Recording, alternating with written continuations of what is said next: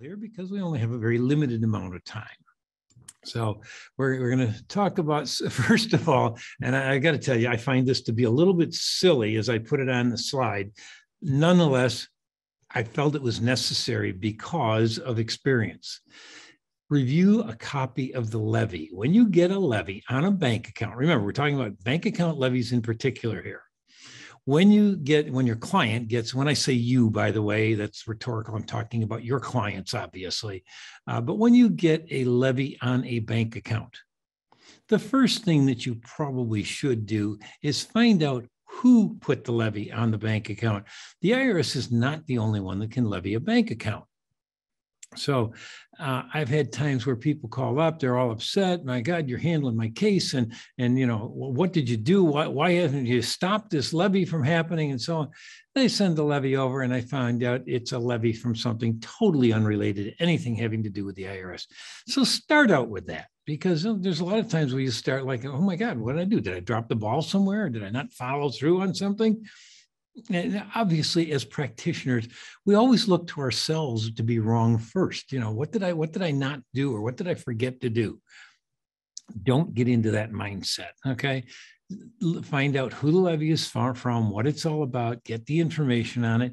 And it's probably has nothing to do with you dropping the ball if you're attempting to be a good practitioner. So I have actually had the letter B there is even sillier than the first one is. But I've had taxpayers call up and they're all upset that they've got a levy on their bank account. And the most recent one was only like 3 days ago. My Citizens bank account has been frozen. And what are you doing? I mean, I thought you were dealing with the IRS for me. And I'm like, okay, first of all, have you got a copy of the levy? No, I haven't, but I've got the message from the bank that my account's been frozen because of a levy. And I've got to call this number. And don't call the number. Next question I had is, do you have a bank account in Citizens Bank? And they're like, well, no, I don't think I do. I said, well, then you probably don't have a problem. It's a scam. There's all kinds of scams running around out there. So keep those things in mind when you get that call from a client who's wondering, you know, if you're doing your job or something like that. Pretty much we find our practitioners want to help their clients, want to do a good job for them. So then you want to turn around and you want to say, you know, let's say that you do determine, though, in fact, it is a bank levy on an account that they have, and it is from the IRS, and it is your taxpayer's levy, and so on. So it's a legitimate levy. Now we're talking about under letter 1C there. First question you should have is, how much is the levy itself? And let's say, for the sake of this discussion, let's say the levy is for $20,000. Then you want to ask them how much is subject to the levy, meaning that how much money was in the bank account on the day that the bank received the levy, because that's critical. And they may say to you, well, oh, there was $500 in the account. I said, okay, so the only amount that's subject to levy has nothing to do with the $20,000. It's the $500 that was in the account. So, you know, your account only had $500 in it. That's all they can take out of your account with that particular levy, regardless of the fact that it was a $20,000 levy. And on top of that, the bank is required to hold that money that was in the account on the day the levy hit for a period of 21 days. And that period is so that you have an opportunity to take exception to the levy, maybe show them that it was a wrongful levy for whatever reason, or find a way to deal with it, if you will. So there's a couple of, you know, real basic pieces of information that you want to get in that regard. But you want to know how much was subject to levy, how much was in the bank account. Now, you may find that, you know, your bank account had maybe the levy was for $5,000 and you had $25,000 in the bank account, and the bank tells you your account's frozen. Well, that's not the IRS that's doing that. When that happens, what you've got where the bank account balance was more than the amount of the levy, the amount of the levy is what gets set aside.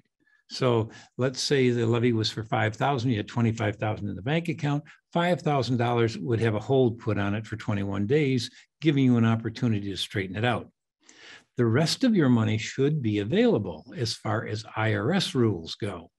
However, Many banks have a policy that when you open an account, you know how the old saying goes, the big print giveth and the small print taketh away. Well, in that small print, they say that if a bank account gets levied, we are going to freeze that account for whatever balance is in it. Well, in this case, you got a $5,000 levy, you got $25,000 in the bank. It's the bank who froze your account. They don't want to take a chance of making a mistake with anything where they would have to pay the IRS on your behalf if they did the wrong thing. So sometimes it's bank policy that they freeze the account. The IRS rules are quite simple. It's levied up to the amount of the levy and at the most, but it's limited to whatever was in the account on the day the levy hit the bank. Now, let's go back here and talk about the client with his frozen bank account and so on and so forth, and he only had $500 in there. And what happened now, by the way, the levy was $10,000 in this particular case recently with a $500 balance in the account on the day it hit. I told him we can get this resolved instantly. Contact the bank. You'll probably have to talk to the legal department, sign a waiver, and tell them you don't want your 21-day holding period. You aren't going to worry about that. If you think you really do owe money, you being the taxpayer, you really do owe money to the IRS, the $500 that was in the account is only going to be a small payment on it. You could freeze up. You could have your whole bank account frozen because of bank policy, but you could free it all up by signing a release, letting them send the money to the IRS. And what they would send is the $500 that was in the account on the day the levy hit. And that way your account is now, unfrozen, if you will. So you can very often get the taxpayer back in operating very, very quickly if the amount in the bank account was very small relative to their liability at the time the levy hit. But if they can't use their bank account, they look at it and say, oh, I can't pay payroll, or if it's a personal account, I can't pay my bills, so on and so forth. So looking at the dollar amount, sometimes you may want to tell the bank just to go ahead and send the money to the IRS. It's okay. I'll take care of it later on. And you've made a payment on your IRS debt. But the bottom line is that 21-day holding period that allows you to straighten it out could be something that you want to waive because you want to just give them the money that was in the account so that the rest of your account is available to you. So next thing you want to do, the next step you want to do, of course, is you want to secure and analyze the account transcripts. You want to know, did the IRS do what they were supposed to do?